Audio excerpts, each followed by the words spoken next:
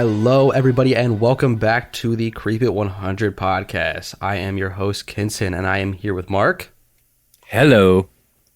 And I am not here with Jeanette. She is out on this episode. She's got some stuff to do today, man. Sometimes that happens. So today, we're going to do it without her. And today, as you know, we are wrapping up the Jordan Brown case. Well, as much as it can be wrapped up.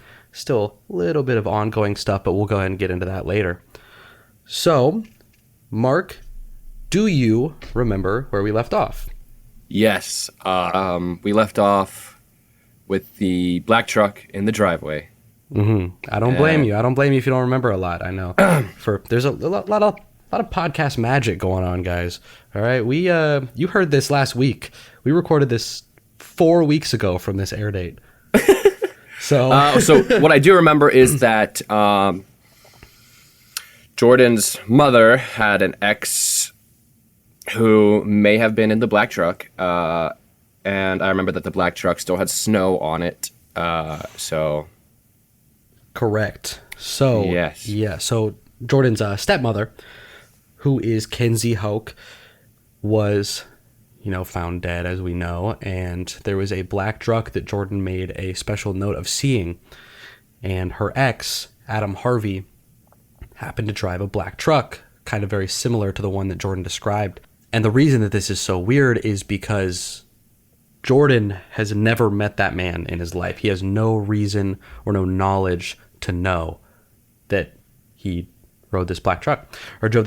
And it's very weird that he said the snow on the truck still thing.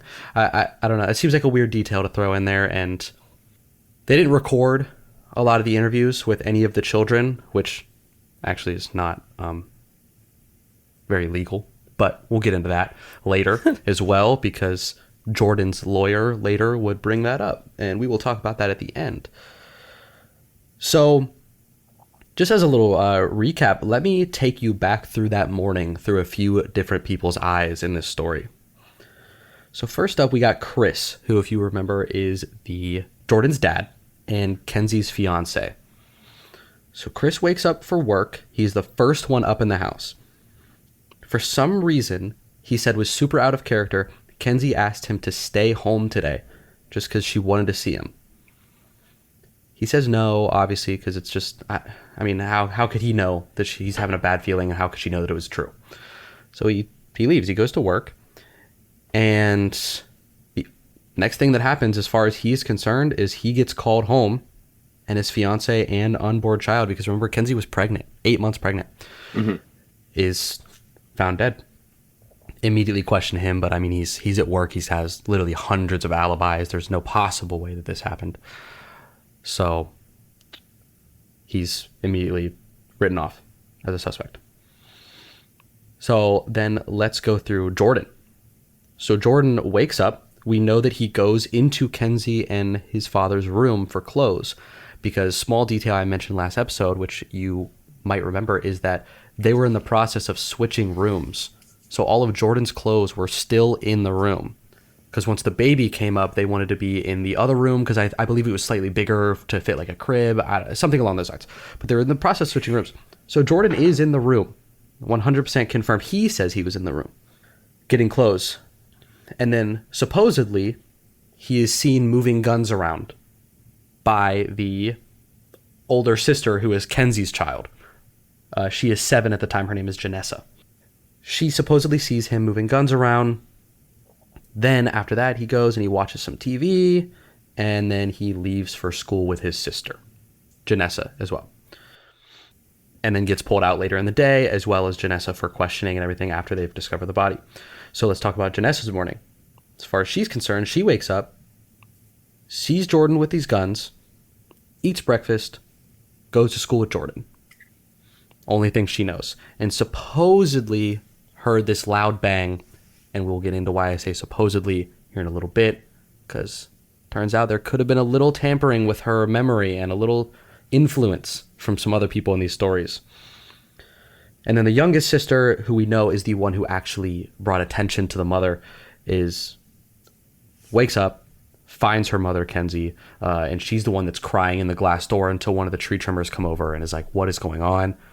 She says, my mom's dead, my mom's dead. They come inside, see, call the police, and that's when this all unfolds. So, now that we're caught up on that, let's talk a little bit about Adam Harvey, the ex. This is where things get a little bit dicey and a little bit confusing and kind of, not gonna lie, piss me off. So, the blatant ignorance of investigating this man in the story is insane. Like it literally within 30 minutes of interviewing him, like bringing him in to interview, they rule him out as a suspect within 30 minutes of just talking. Not evidence, not anything like that, just talking to him. The dude, I'm watching this documentary on it, and the actual arresting 3 officers are there, and he's talking about it, and he was like, to be fair, he does say, to me, this was textbook case. You know, he's got restraining orders against her, or she has restraining orders against him. He lives in the same area. He had just found out some information about her that was very, very sensitive. Boom, open shut, it's him. However, then he says, I talked to the guy for 30 minutes and decided it wasn't him. Like, that's some... Anyway. So, Adam Harvey, like I said, did have some protection orders against him from Kenzie and the children for abuse. He multiple times had made threatening phone calls claiming that he was going to kill her and her whole family. These voicemails are in legal documents in the protection orders, and he still, in these interviews, denies that he ever said that. He says that never happened. But they're in legal documents. I looked at the legal documents. I see the transcripts from the voicemails. So this was before. This is all before. So, you know, if I was a cop, he would probably be my first suspect, considering he's literally talked about killing her before. Exactly, which, to be fair, is what they said. They said that was our first person we went and picked up. Yeah, and then they talked to him for 30 minutes and decided it wasn't him? Yeah. So, and let me also tell you another huge reason that this is so potentially him. Adeline, the youngest of Kenzie's children, the one that found her, turned out to not be his. Oh. He was under the impression that was her kid, or that was his kid, and she was telling him that is your kid. So much so that she even tried to get child support and payment for Adeline, and he refused because he at the time suspected that it wasn't the kid. She eventually convinced him that it was, but no, it turns out 100% Adeline is not his child, and he had just found this out, and he had just moved back to the area. He lived 12 miles away. Yee. So all of this, and then the last reason that we really think that, or to be honest, I think that it might have been him, is 3 years after this murder took place, and after Jordan's in jail by this point. He actually just got convicted at this point 3 years after. He is posting on Facebook still, like, mad as hell at Kenzie about the whole Adeline thing. Like, he posted this picture, and it's him holding Adeline as a baby, and is like, can't believe that bitch lied to me. Everybody fucking knew and didn't tell me. Like, blah, blah, blah. They tried not to hurt my feelings. Well, fuck all you guys. Blah, blah, blah. Like, went crazy on Facebook. And this is 3 years after she's dead. Like, he's still seething about it. So to imagine that he wasn't mad enough to do something like that at the time that he found it out, if he's still that mad 3 years later, is just crazy. Like, he must have been in a blind rage at that point. So, some of the reasons that they don't really think that he did this, though, is he does have an alibi. However, the alibi is provided by his dad. I don't like family alibis. They don't make sense to me. I don't think that they should be trusted, to be honest, because those are the most likely people to lie for you. Right. It's like if I went and did something and then I was like, oh, I was with Mark, and then the police came to Mark would be like, yeah, he was. Yeah. Even if there was like literally footage of me not being with Mark would just do it. That's not him. Yeah. That's not him. That's not Kitson. Exactly, yeah. No. He was with me. He was couldn't with possibly me. be him. Couldn't possibly be that guy. That's the wrong guy. You've got the wrong man.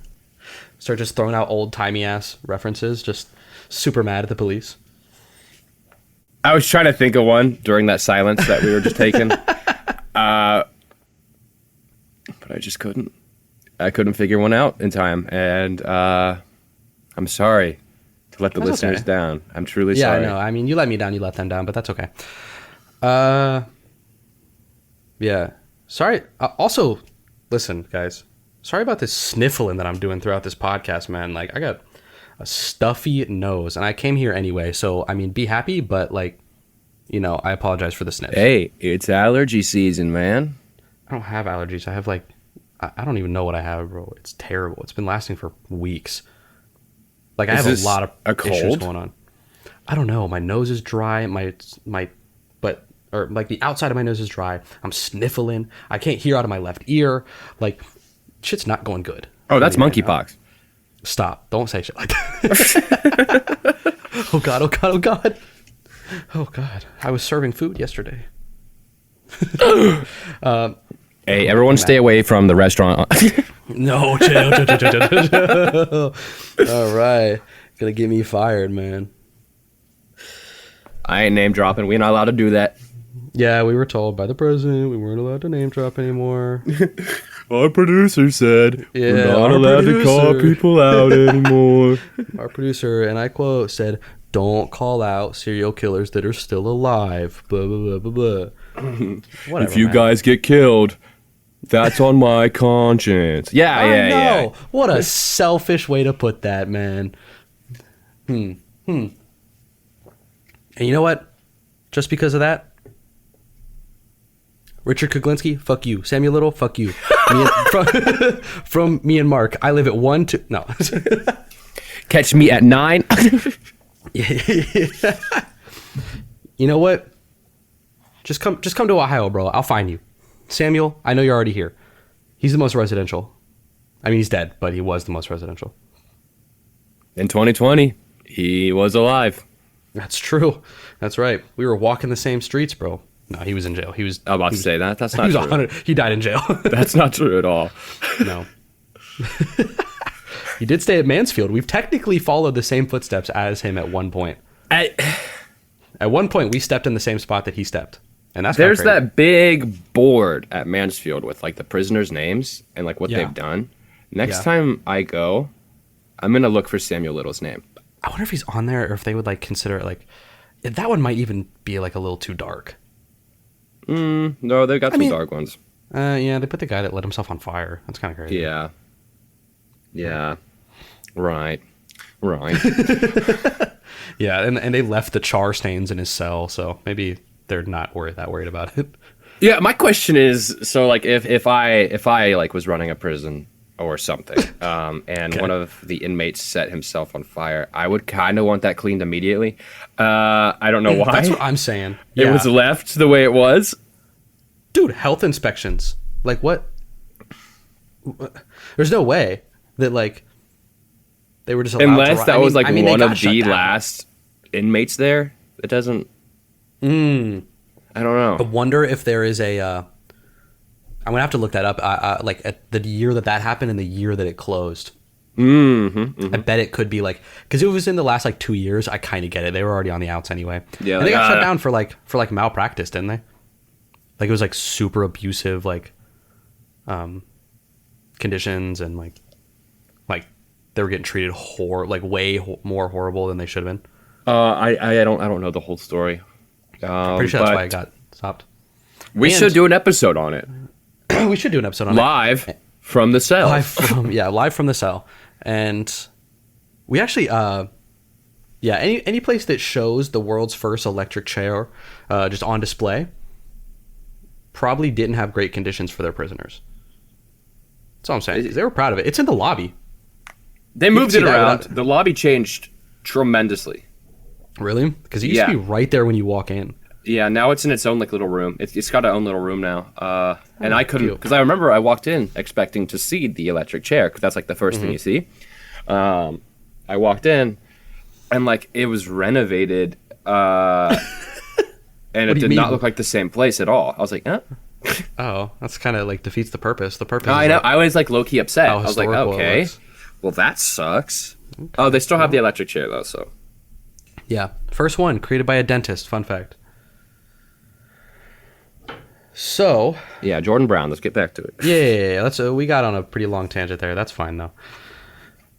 So yeah, got the alibi by his dad, and he was the first person interviewed. Like I said, he also, another point that was for him was there was no gunshot residue on his hands or anywhere on his person, which, I mean, if he's the first person, like, you know, be hard to clean all that up. I get it. Yeah, and then, like I said, he didn't give any tells, is what the officer calls it, any tells or anything after 30 minutes of an interview. So police ruled him out. He stated that he didn't even know where she lived, which I don't truly believe that. Someone that's that mad and like that obsessed with that, they don't just like move on. I mean, he still had pictures of them together, like on his Facebook and like things like that, like that he was very active on.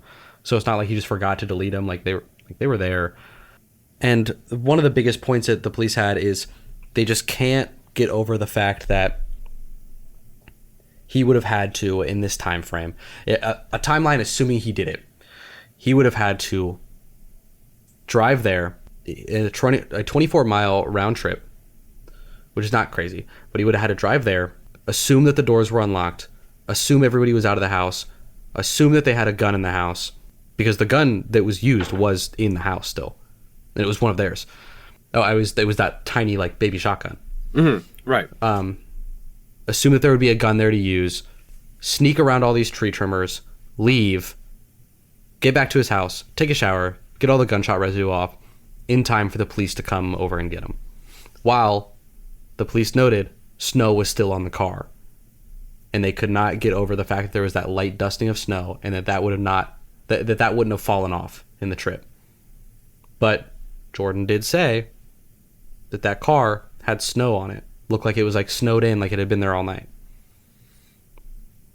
So we don't know. I mean, realistically, that is it's a rough timeline to believe that he did all that in the morning and then came back. But I mean, you'd be surprised what someone that's actually insane and just found out that their daughter is not their daughter could do.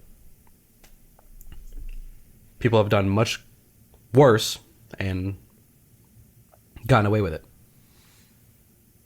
But on the other hand, the assumption that Jordan did all this and, you know, just straight up killed his stepmother for apparently no reason, it shows, and got away with it with the two younger kids in the house, just assuming that nothing would happen to him, and all the tree trimmers outside and stuff. I mean, he knew they were out there. Like, the story of him like being like ballsy enough to do that is also a little bit unbelievable.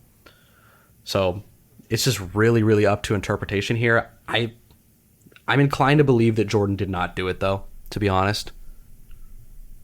Especially, is there a resolution to this story? There is a somewhat resolution to this story. So I am gonna get an answer. You are not going to get to know who did it. And that's it for today's episode, guys. Thank you so much.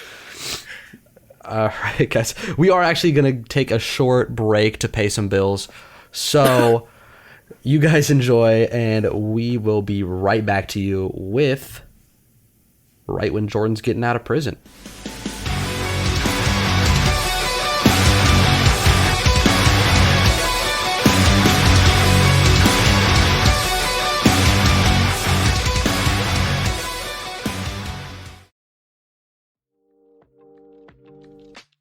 This episode's pretty creepy, but you guys know what's even more creepy is getting hacked online or even stalked.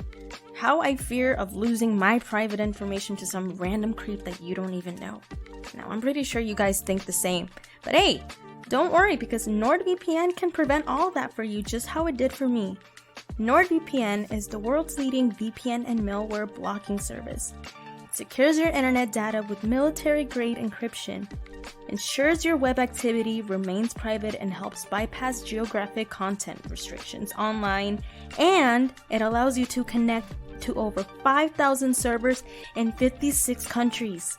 You can now try NordVPN risk-free with a 30-day money-back guarantee when you sign up for one of their annual plans. Now, do yourself a grand favor and please click the link in the description below to sign up and start browsing the web with confidence today.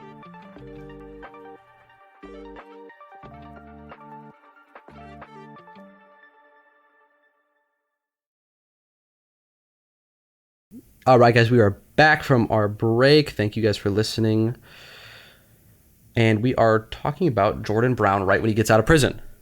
So, last episode, we talked about how Jordan went away at the age of 14, 3 years after his arrest. He was found guilty, put in a juvenile detention center. In a juvenile detention center, unless you're there for life, you are required to get out at age 21. This is Pennsylvania, right? Correct.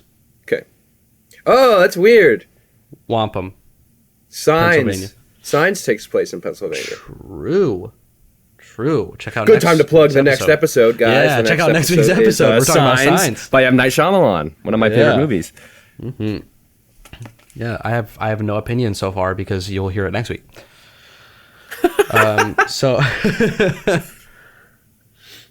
So yeah, this happens in Wampum, Pennsylvania. However, he is moved to a different facility about, I think it's like 4 hours away from their hometown, which is the juvenile center he was sent to. And like I said, all juvenile, inmates, I guess, are required to be let out at age 21. Can be let out before that, but you are not allowed to stay there after that. All they would do if you were potentially like a for life is they would just move you to an adult prison. So he actually gets out at age 18, which is nice. He gets out a little bit early, and the reason that he does is that, like I told you in last week's episode, his dad's been fighting for his release. I mean, his dad just does not believe that he did it. And so he's been getting lawyers and advisors and just going crazy trying to get him out. And eventually he finds lawyers that get him out. They take this case all the way to the Supreme Court, and the Supreme Court overturns his conviction with a 5-0 decision. It was completely unanimous. Everybody wanted him out. And they decided that the evidence was not enough to convict him in the first place. So he shouldn't be in there now. The rage I would have, Mark. The rage that would be going through my I'm not body. saying I would end up killing people. Well, if he didn't do it, he'll do it now. Yeah, that's what I'm saying. Like, if he didn't do it back then, he's the rage is there now. And you know what happens now is that's on them. That's on them. Yeah. What happens now is the Wampum, Pennsylvania Police Department's fault. So was that you calling out? That's so fucked up. No. That poor kid. I know. That's what I'm saying. I mean, and especially he talks about this later in an interview, is he says that he didn't really understand the injustices that he was going through as far as this case goes, but now he looks back at them and he's angry about them now. Like, he just doesn't understand how the system could allow that to happen to him, is what he says. I was wondering that the entire time. It's crazy. If the Supreme Court is telling you didn't have enough evidence to excuse his assumed innocence, is what they said. Because, obviously innocent until proven guilty is our standard. And there wasn't enough to prove he wasn't innocent, and they still just sent him to jail anyway. Which goes back to what we were talking about last week, when they believe that they just came up with this narrative that it was Jordan, and so every piece of evidence and everybody they talked to was, obtained with the idea that it was Jordan. And so they, everything helped the narrative, and if something didn't help the narrative, they threw it out. If something, pointed to somebody else, it's not important because we think it's Jordan, so we need evidence that it's Jordan. They were so in their own like horse blinds that they didn't even consider the possibility it was anybody else. I mean, a full arrest within 24 hours, 48 hours for a murder like that of an 11-year-old boy. That's insane. How quick that they did that. I mean, they got, I don't know who it is, but I don't know who specifically said that, but someone in the room had to say maybe it was Jordan, and everybody was like, oh, we don't know who it is, so we're just going to say it's Jordan. Just collected this evidence, all assuming that it was from Jordan. I mean, and granted, there are a few pieces of evidence that are really, really pointing to Jordan. I mean, I can't lie. Like, his tiny shotgun being used, him being in the room, like the residue on his hands. The residue on his hands. However, he just went hunting yesterday. Kids are dirty, bro. Like, that's just what happens. He's an 11-year-old boy. You think he's washing his hands every time he goes to the bathroom? No. Like, it just... there's just not... there. I agree. There was just not enough evidence to put him away like that, especially to consider trying him as an adult in the first place. Thank God they didn't. But he shouldn't have been there in the first place. So, letting him out, Chris, the father, does describe it as a bittersweet moment for him where he says that he's happy that his son is out. I mean, he couldn't be more thrilled after all this work. But, I mean, man is pissed. Man is angry. Because in his eyes, the person who murdered his fiance is just walking about and has been for the past 9 years. And nobody's paying attention to it. I mean, he's been trying to get this case reopened for years, and just nobody's listening to him. So, now we're going to go in, we're going to talk about the case that was sent back at them. So the second Jordan gets out, he goes in and he immediately sues the Justice Department. Because he's like, the Supreme Court just told me I shouldn't have even been in there. A sentence like that doesn't get unanimously, there we go, overturned for no reason. Like, I'm innocent, and you just took away 9 years of my life. So then he gets this lawyer, and lawyer's last name is Wright, is what I'll be referring to him as. This dude goes in, all right? Like, the way that he just swamps the entire police department and all the judges and everybody is crazy. And he brings out evidence that just, like, you wouldn't even think of, but is so, like, black and white that you're like, why is this not? Why is he even in jail? So one of the first things that he talks about is that the police didn't even follow child interview laws. So technically, none of what Adeline or Janessa, the ones that heard the bang and saw him moving guns around, none of them should have been used. Because they didn't even follow the correct laws. So when they first got the interview with Janessa, the older one, she said nothing weird happened that entire morning. She didn't talk about a loud bang. She didn't talk about seeing him moving guns, anything like that. She said nothing out of the ordinary happened. Then they did 2 more interviews with her, all non-recorded, which in child interviews you are supposed to record.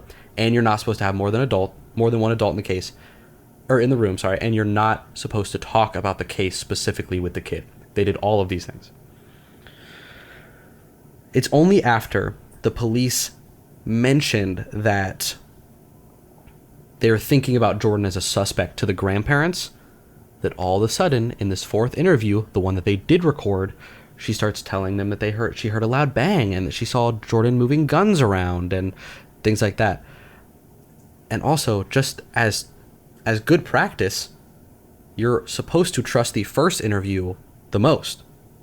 And everything past that is just like, you know, your brain trying to fill in lost space.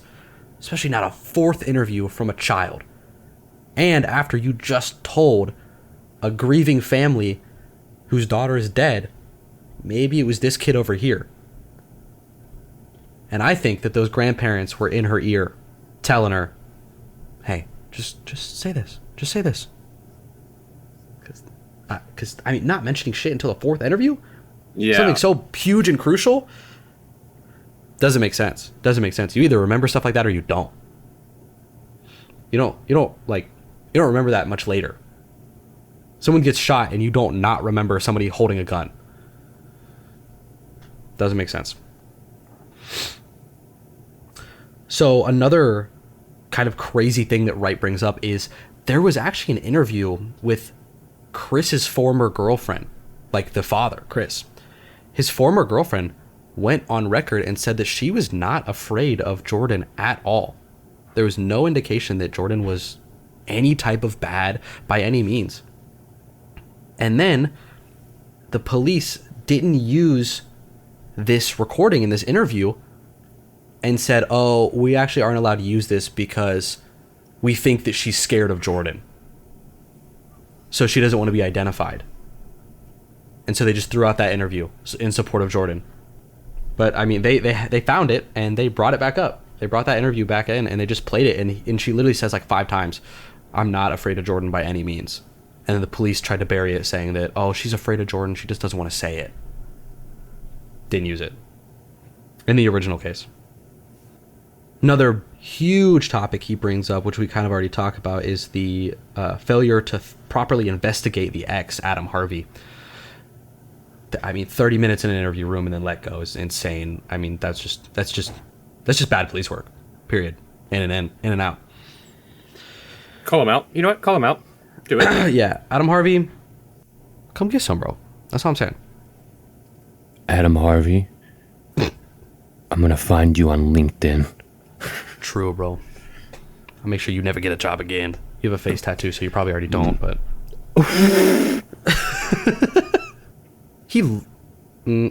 Okay, never mind. Charzy won't like that. Never mind. This one is a man who is out of prison and very available to come to us. So I'm going to go ahead and just not go crazy on calling this one out. I feel like this directly breaks the rules in a disrespectful way. Yeah, okay, let's not do that then. Okay, fine. However, the failure to properly investigate him is just straight up bad police work.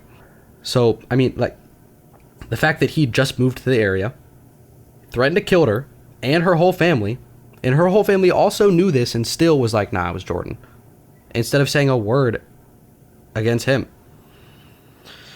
So, as this is all going, like I said, Jordan just doesn't understand, like, what's going on, or what was going on to him as a child. And in all of these trials and everything like that, he just doesn't talk.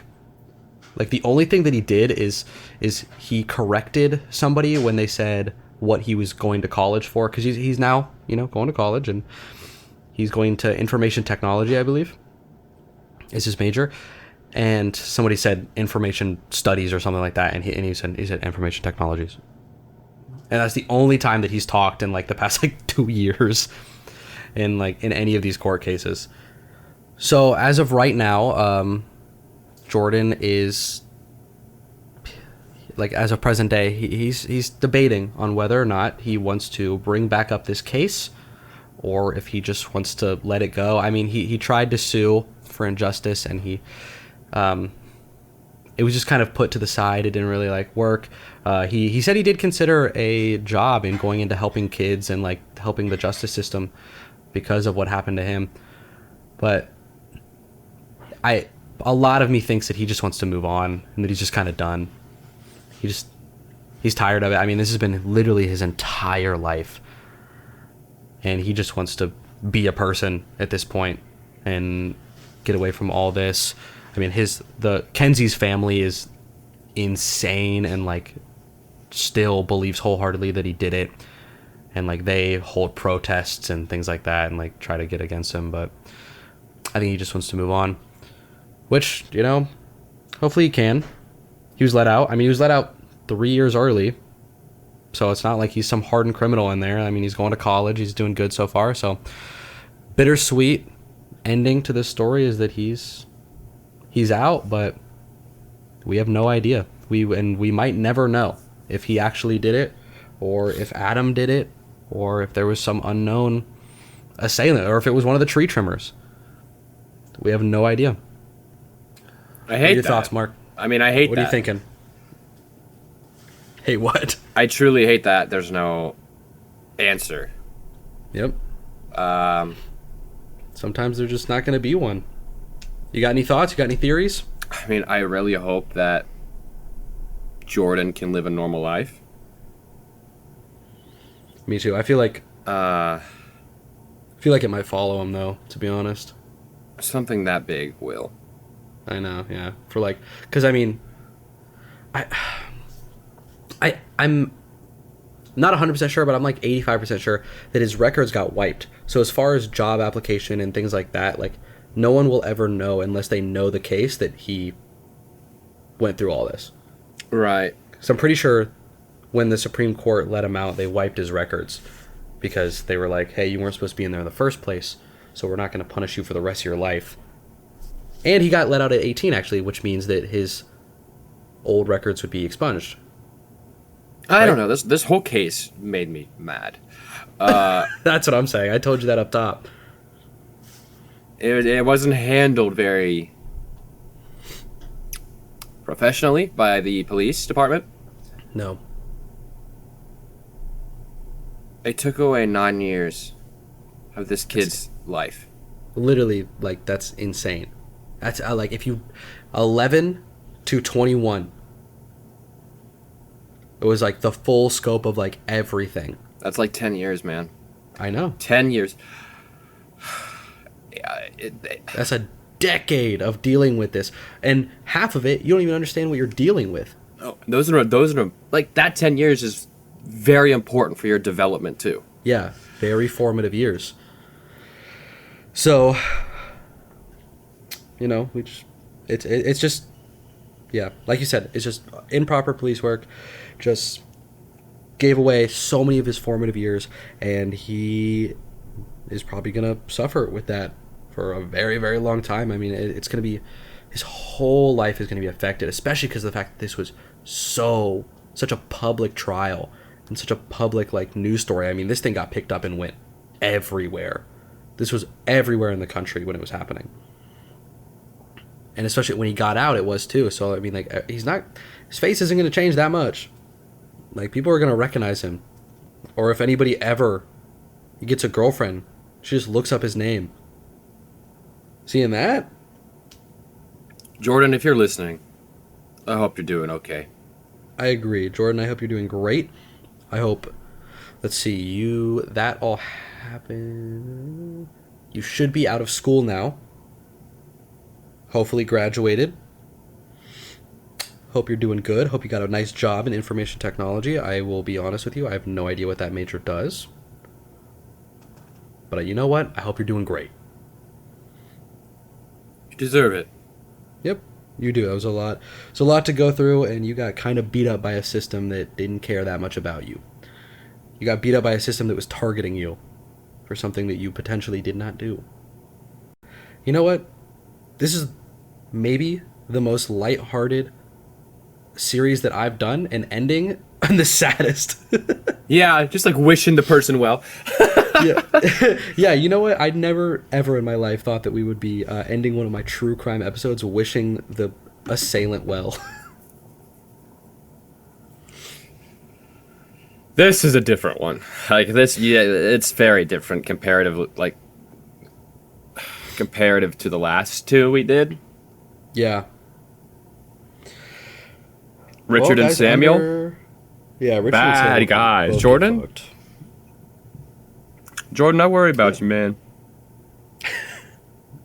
Well, like we said on Samuel Little, the end of Samuel Little's, give us suggestions, man. If you want to hear about any certain case, you want to hear about anybody, I'm open to doing any sort of true crime. Doesn't just have to be a serial killer. I mean, we can do a case like this, just like a one-off case. We can do, cults, whatever you guys want. If you guys are interested in a topic, throw that in the comments below, guys. And, I mean, we read through them, all of them. So we will see you and we will hear you and we will probably give you a shout-out. Tell us that you're the one that wanted us to do it. So, on that note, guys, thank you for listening. This has been the Jordan Brown case, and I have been your host, Kinson. I am here with Mark. Yeah. And we will... Sorry. That silence was too loud. Yeah. Well, I was waiting for you to be like, bye, or, whatever. It's fine. It's fine. Moment ruined. It's gone. You're fine. I'll say bye when I feel like it's necessary. Oh, okay, fine. All right. Well, as always, guys, go ahead and check. You know what that reminded me of? Like that video of like the dude that like gives, like the comedian that gives the audience member like the confetti. Oh yeah. Use it in a random part of the show, and he goes, "So my mom died," and then he clicks it, and confetti goes everywhere. That's what that reminded me of. All right, guys. Well, make sure to go ahead and check us out at all of our socials at CreepIt100. We are all over those. I promise you, if you follow us, we will assault your timeline with so many tweets, and you'll never forget about us, which is good, because we want to live in your memory forever.